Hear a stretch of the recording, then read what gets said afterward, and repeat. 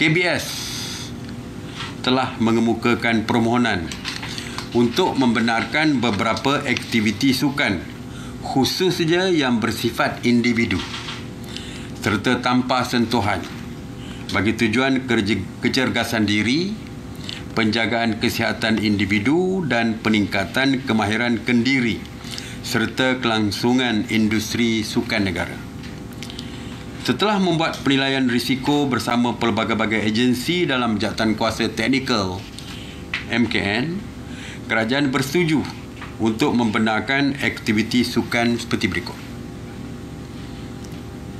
jogging, brisk walking, berbasikal dan senaman yang terhad kepada 2 orang dan dilakukan di dalam kawasan kejiranan.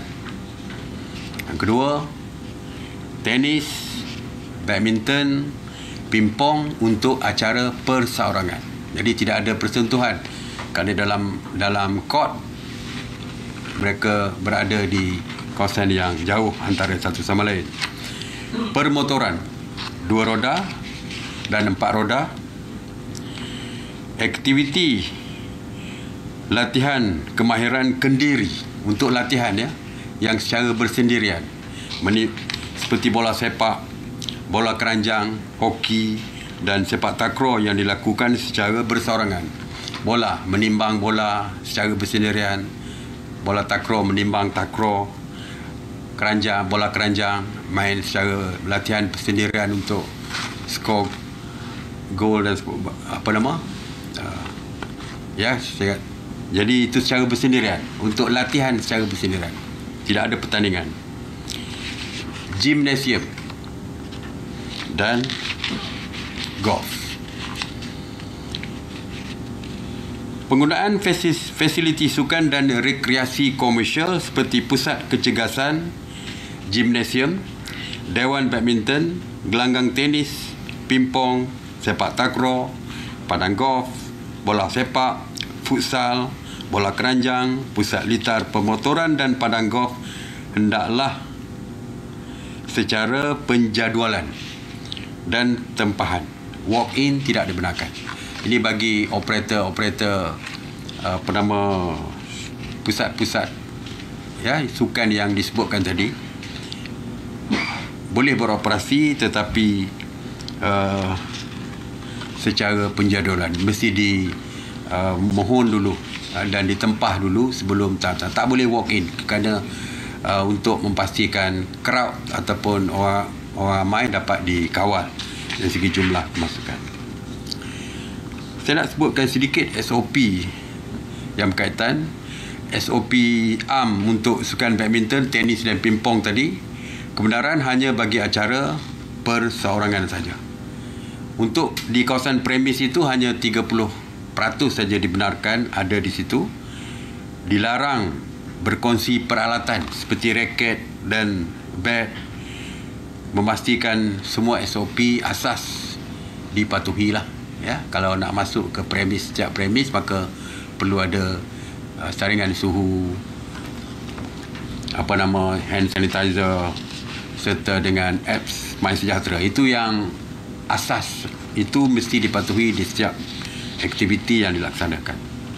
Mengenai gimnasium, penjarakan sosial 1 hingga 3 meter untuk aktiviti statik dan 3 hingga 5 meter aktiviti dinamik. Hanya 30% individu yang dibenarkan berada di dalam premis. Jarak susunan peralatan sekurang-kurangnya 2 meter antara satu dengan lain.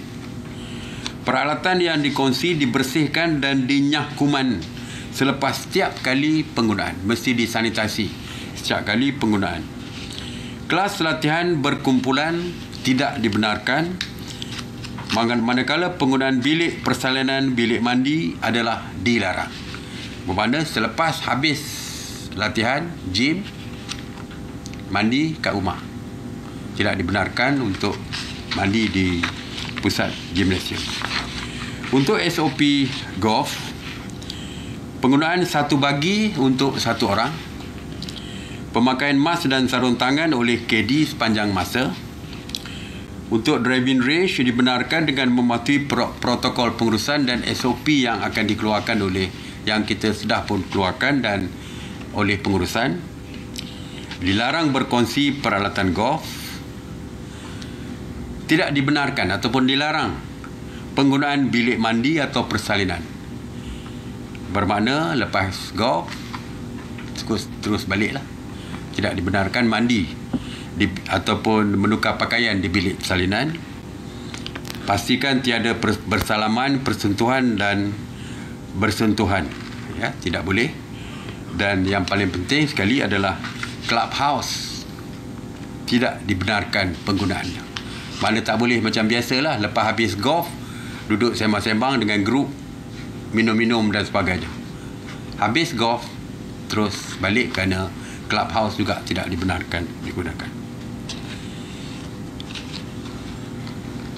Jadi sehingga kini semua jenis sukan dan aktiviti rekreasi yang saya sebutkan tadi adalah antara aktiviti sukan yang boleh memastikan ada penjarakan dan tiada persentuhan.